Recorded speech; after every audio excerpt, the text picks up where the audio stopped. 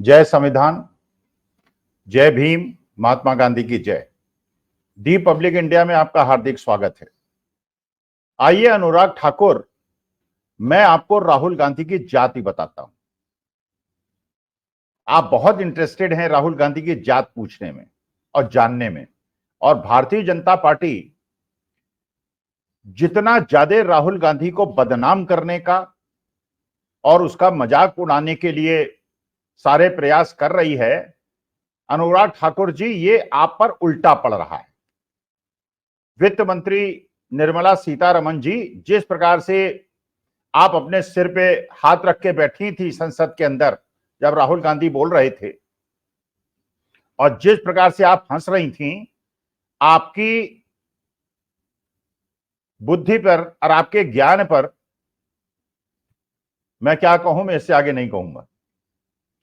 लेकिन आपके पार्टी के ही नितिन गडकरी ने आपके बजट की धज्जियां उड़ा के रख दी। ये बता दिया किस प्रकार से आपने देश के किसी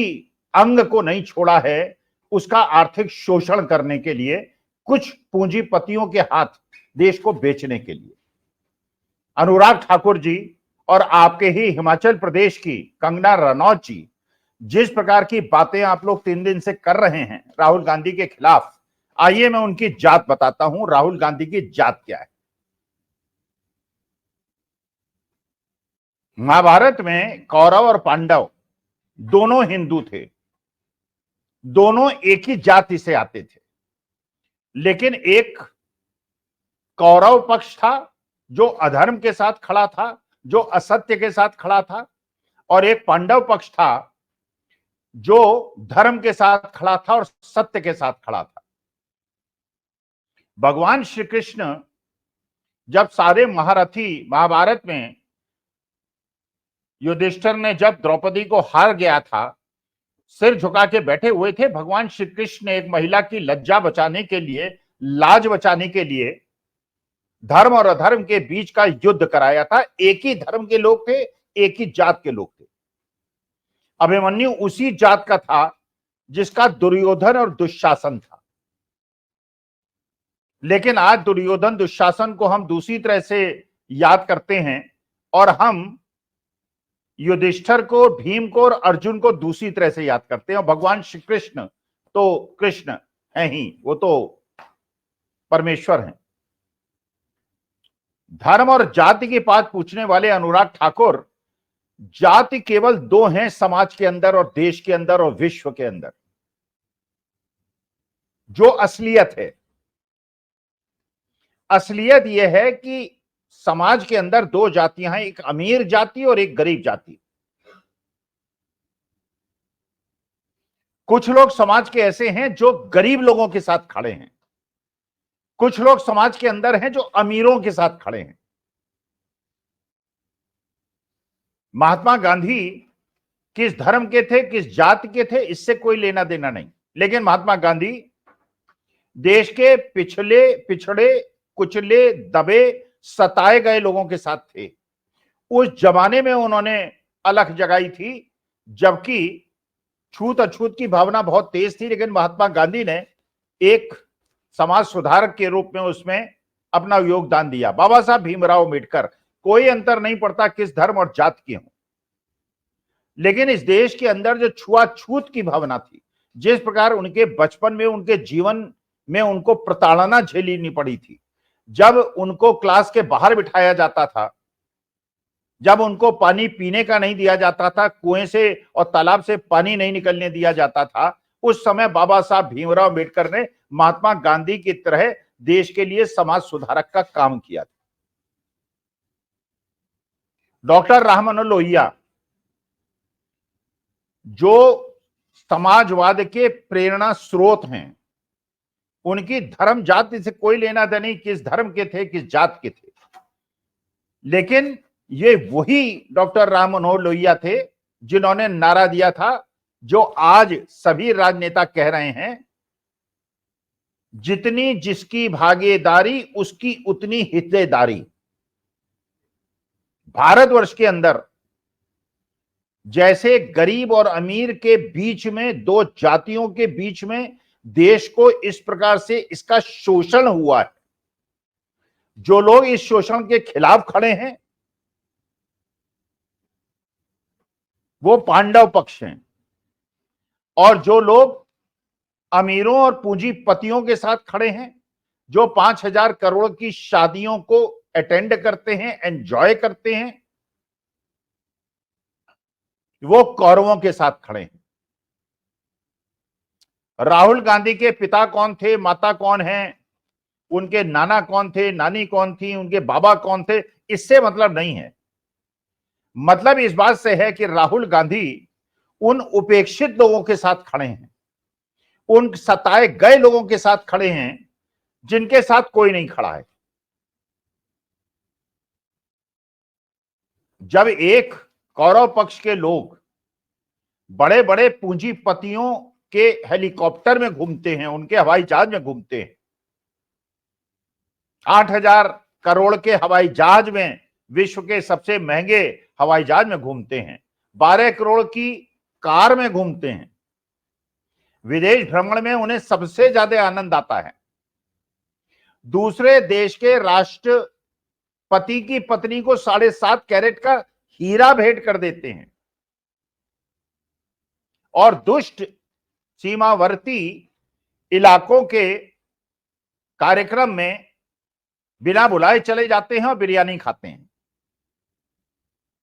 दूसरे दुष्ट राष्ट्र जिसने हमारे देश की सीमाओं के अंदर अतिक्रमण कर रखा है, उसको झूला झुलाते हैं, उसको चाय पिलाते हैं। मुझे इंटरेस्ट नहीं है कि इन व्यक्तियों की जाति क्या है, इनका धर्म क्या है। असली मुद्दा यह है कि क्या ये देश को प्यार करने वालों के साथ खड़े हैं या देश को तोड़ने के कुचक्र रचने वालों के साथ खड़े हैं। चीन पेंगोंग लेक पे नया पुल बना लिया है उसने, खबर है, सूत्र बताते हैं।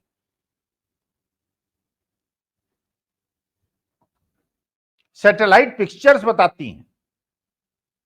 लद्दाख के मेंबर ऑफ पार्लियामेंट आरोप लगाते हैं कि चीन लद्दाख के अंदर घुस रहा है। सोनम वांगचुक भूख हड़ताल पे बैठते हैं कि चीन आक्रमण कर रहा है, चीन अंदर घुसा चला आ रहा है, लेकिन जो लोग चीन से आयात को बढ़ाए चले जा रहे हैं और चीन से विदेशी निवेश लाने के इच्छुक हैं और बजट में उनको छूट दे दी गई है, मेरे को उनकी धर्म और जाति से कोई मतलब नहीं। मुझे वो कौरव पक्ष के दिखाई पड़ते हैं। मुझे वो व्यक्ति जो आज के तारीख में न केवल हिंदुस्तान में बल्कि पूरे विश्व में एकमात्र ऐसा नेता है जो पदयात्रा पे चलता है तो किसी की धर्म और जाति नहीं पूछता, वो गरीबों से मिलता है, वो फटे कपड़े वालों से मिलता है, वो एक मोटर मैकेनिक के यहां जाके बैठता है, मोटरसाइकिल चलाने की जो कष्ट होते हैं उनको झेलता है और देखता है। वो हिंदुस्तान के अंदर ट्रक ड्राइवर्स के साथ चलता है, उनकी ट्रक पे बैठ के स्वर्ण मंदिर जाता है, कनाडा के अंदर भी वहां के ड्राइवर्स के साथ ट्रेवल करता है, दोनों की तुलना करता है और कोशिश करता है कि उसके देश के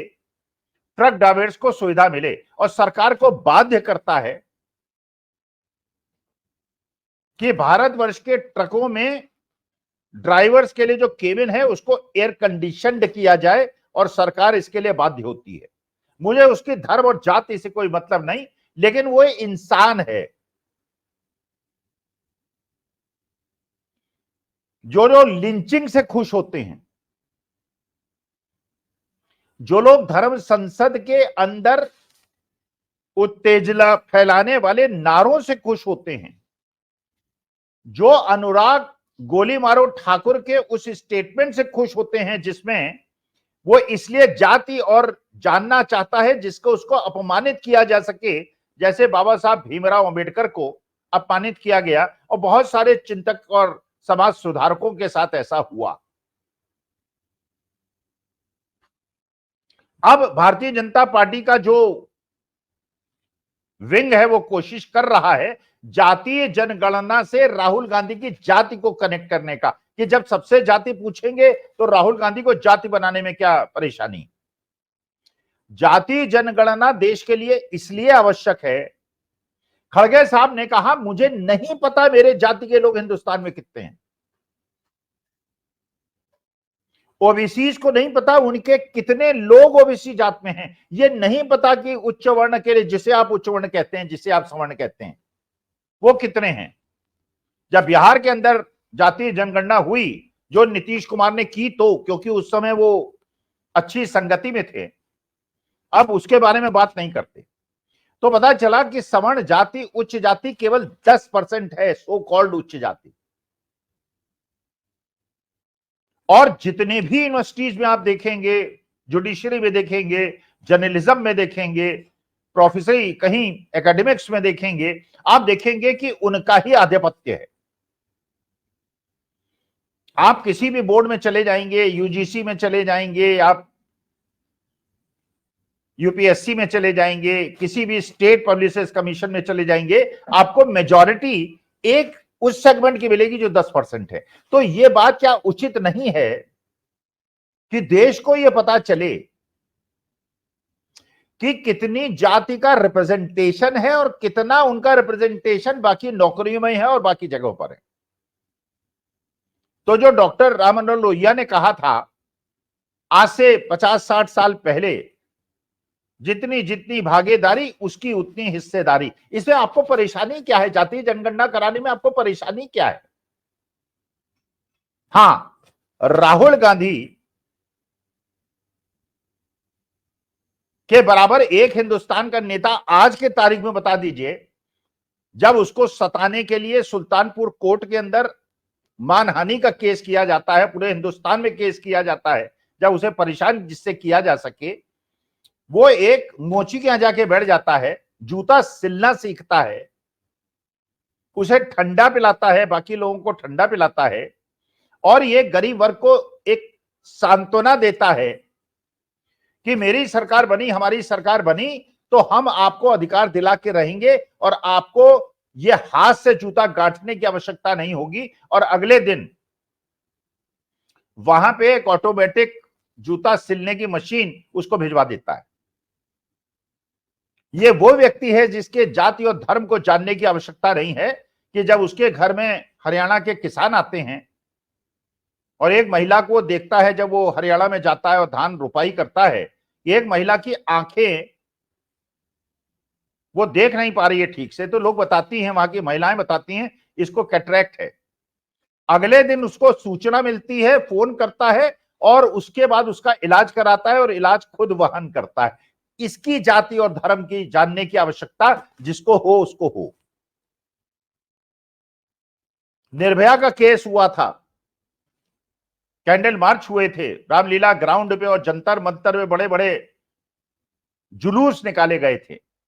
लेकिन निर्भया के भाई को बिना किसी को बताए, समाज को बताए, देश को बताए, ना उसका कोई एडवर्टीजमेंट कराए, राहुल गांधी ने जिस प्रकार से निर्भया के भाई को मदद की, उसको पायलट बनाया। ये तो बाद में निर्भया की मां ने बताया कि राहुल गांधी ने काम किया था। उसकी जाति और धर्म जानने का मुझे, वो पांडव पक्ष का आदमी है, वो सत्य के साथ खड़ा है, वो अहिंसा के साथ खड़ा है। और जो लोग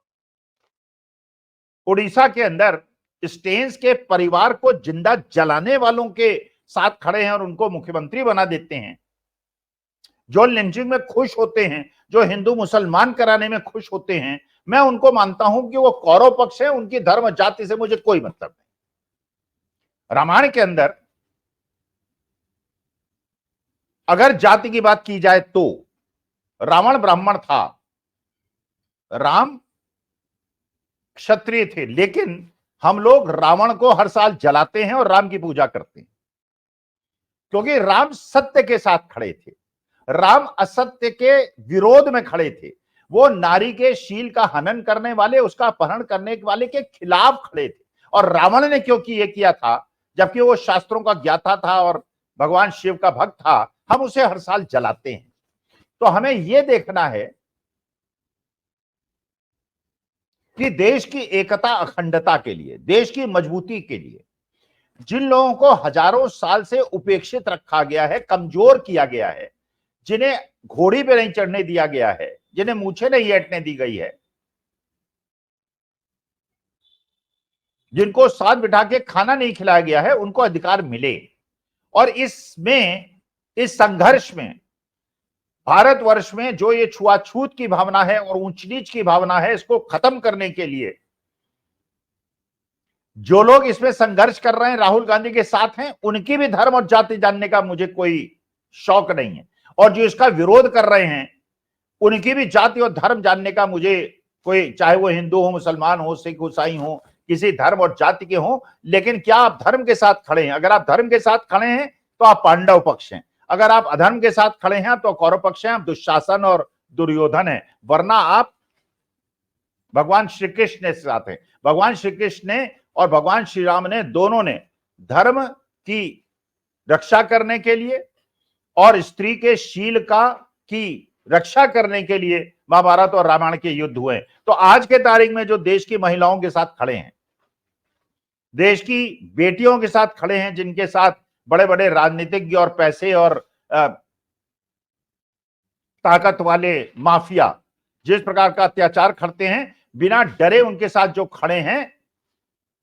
वो पांडव पक्ष हैं, और जो उनके विरोध में खड़े हैं वो कौरव पक्ष है। तो राहुल गांधी एक श्रेष्ठ हैं और महात्मा गांधी, बाबा साहब भीमराव अंबेडकर, पंडित जवाहरलाल नेहरू पे प्रश्न उठाने वाले ये नहीं जानते कि 9.5 साल वो व्यक्ति जेल में रहा, जिसकी पिताजी के पास इतनी संपत्ति थी कि वो पूरी 7 पुश्तें उसको खा सकती थी। जेल में रहा, सारे दुख सहे उसने, लेकिन व्हाट्सएप के माध्यम से झूठा प्रचार करके ये जो महामंडन हुआ है, अनुराग ठाकुर साहब, आपने उसमें पलीता लगा दिया है। और उसके बाद कंगना रनौत, बड़ी अभिनेत्री जिनका अपना एक अच्छा इतिहास है, वो कह रही हैं कि राहुल गांधी का डोप टेस्ट कराया जाए। अरे मैडम, आपका भी कराया जाए, राहुल गांधी का भी कराया जाए, और जितने सांसद हैं सबका कराया जाए। आप ही ने तो शायद बताते हैं, सोशल मीडिया में आपने ट्वीट किया था कि आप ड्रग्स लेती थी और किसी इंटरनेशनल गैंगस्टर के साथ आपके संबंध थे, ऐसा बताते हैं। मैं कोई आरोप नहीं लगा रहा हूं, कोई अवमानना नहीं कर रहा हूं, लेकिन बताते हैं लोग। सच है झूठ मुझे नहीं पता। बाकी भी शादी और शादी नहीं, और उसके अलावा भी जो भी आप समझ रहे होंगे, और कंगना जी भी समझ रही होंगी क्या बात मैं कहना चाह रहा हूं, उसके बारे में भी आपने जो उन्मुक्त विचार रखे थे, वो भारतीय संस्कृति, हिंदू संस्कृति और हमारे समाज में उसकी स्वीकार्यता है ही नहीं। यूरोप में होगी, अमेरिका में होगी, आप बहुत घूमी होंगी यूरोप और अमेरिका में, और जैसे आपने चंडीगढ़ एयरपोर्ट में एक कांस्टेबल बेटी की दादी का अपमान किया था और ये कहा था 100 रुपए मिलेंगे बाकी, और जो उसने आपके साथ किया था, मैं उसका समर्थन नहीं करता हूं, लेकिन उसका विरोध भी नहीं करता हूं, क्योंकि किसी के परिवार, चाहे वो किसान परिवार हो, चाहे वो गरीब मजदूर परिवार हो, उसको सम्मान का उतना ही अधिकार है, कंगना जी, माननीय सांसद, जितना उसको है। इसलिए राहुल गांधी की जात पूछने के बजाय ये पूछिए कि वो आदमी गरीबों के साथ, मजलूमों के साथ, परेशान लोगों के साथ, दबे कुचलों के साथ खड़ा है, या आपके जैसे उन लोगों के साथ खड़ा है जो पूंजीपतियों को लाभ पहुंचाते हैं और मध्यम और गरीब वर्ग को टैक्स के माध्यम से, जीएसटी के माध्यम से सताते हैं। कंगना जी और अनुराग ठाकुर जी, जाति धर्म के मामले को छोड़िए, 142 करोड़ लोगों को एक संयुक्त परिवार मानिए और सबके हित की बात कीजिए। जो अच्छे सत्य के साथ खड़े हैं उनके साथ खड़े हुए, लेकिन आप नहीं हो पाएंगे, क्योंकि आप जिधर खड़े हैं उधर ही खड़े रहेंगे। लेकिन चलिए, आपको शुभकामनाएं, आपको आशीष, नमस्कार, प्रणाम और धन्यवाद, और जय संविधान।